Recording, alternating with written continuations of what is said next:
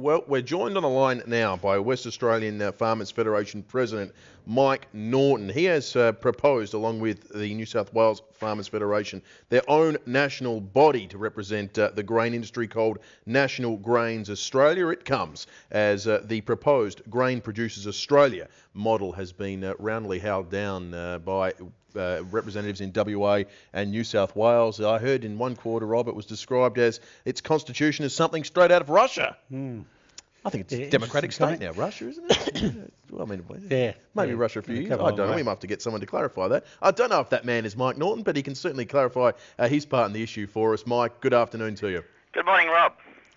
Mike, well, tell us then, perhaps firstly, why the necessity? Why the necessity now to move on a new body to unify and represent nationally the grain industry?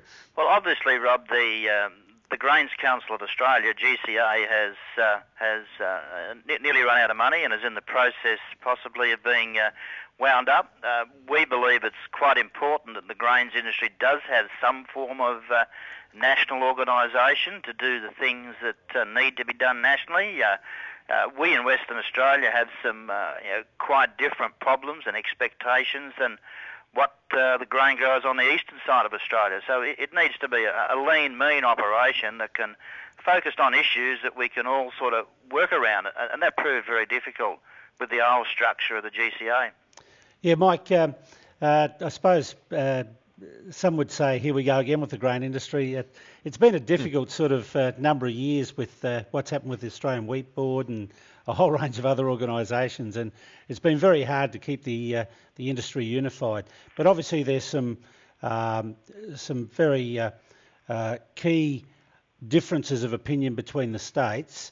Did WAF and the New South Wales farmers meet with the other states last week? Well, we certainly did. We've been on this case for nearly 12 months now, quietly working away with all the state organisational boards, not so much the grain councils, but certainly the boards of all the state SFOs and GCA, trying to get an outcome that we can all live with and not breed another dog like we did with GCA. If we're going to do anything, this one has to be worked, and you need to sit around the table and have a high degree of honesty and integrity amongst all the players. And I don't believe we're there yet with either of the models. Yeah, and of course it's absolutely vital that you can get to a conclusion to this, because we're looking at one destination, and also as far as being the declared organisation, as far as government goes and legislation and whatever. So what are the major, well, my understanding, I'll get you to sort of expand on these, the two major issues: the board membership, like the grower representation on the board, and the means of funding of the organisation? Well, obviously they're pretty important. You've got to have a board that's functional. The old GCA one wasn't functional towards the finish, and a little bit like AWI, you have a board there that's dysfunctional. You've got a minister that's displeased and wanting to make changes there. The last thing that Tony Burke wants for the grains industry is another AWI model like the wool industry's got. So, and we've been talking to Tony on a regular basis for 12 months now, and he has made it quite categorically. If you can't agree, I'm prepared to negotiate with two organisations, but to try and get it right. Mike, does the proposed Grain Producers of Australia model simply mirror the old problems with the GCA, or does it present a whole new spate of issues? I think it's going to develop a whole new spate of issues. It's an incredible document. It's a 34-page constitution. It contradicts itself as you go through. The board will be all-powerful, and the directors will be even more powerful again. And to try and get grain growers to voluntarily contribute to an organisation like that, I don't think you've got a hope in Hades of making the thing fly. Well, that's always been a hell of an issue, and the proper funding of these organisations is absolutely important. What alternative of, like as National Grains Australia, what alternative are you looking at as far as the funding model goes? Well, first of all, you've got to get the model right, and if you can't get the model right, there is no way you're going to get the funds. So What New South Wales farmers and ourselves have been looking at is a very lean, mean operation, just focusing on the key issues that we want to target and utilising some of the existing staff that we have within the respective state farmer organisations. And there's a lot of money and there's a lot of staff and expertise scattered around the states. We've got to get more utilisation out of that capital investment before we start to set up a new organisation. And if we can't do that, I think you're going to lose the respect and the support of the growers that don't necessarily want to be a member of a state farmer organisation or a member or contribute to anything. We've got to be all-encompassing and try and sweep together everybody, and that's pretty difficult with farmers.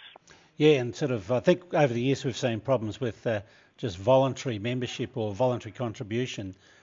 Certainly, the one I've seen work pretty well is the compulsory collection with the ability to claim back has worked. It's worked well here in South Australia with a number of industry bodies, but trying to pull that together nationally, I suppose, is much harder.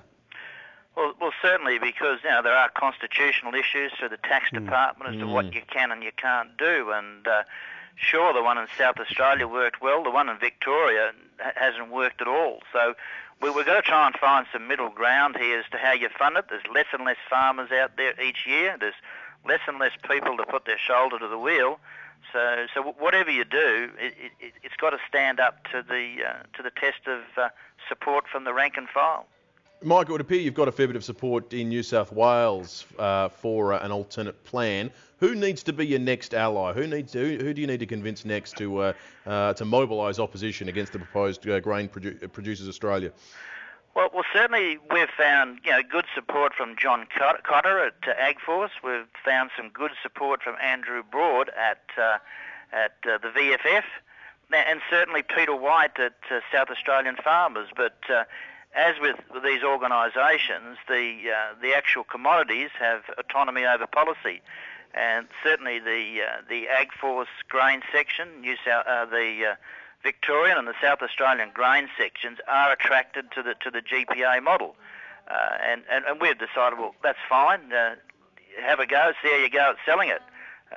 We have reservations, so New South Wales farmers and ourselves are certainly plodding on with putting in place what we believe is an alternative.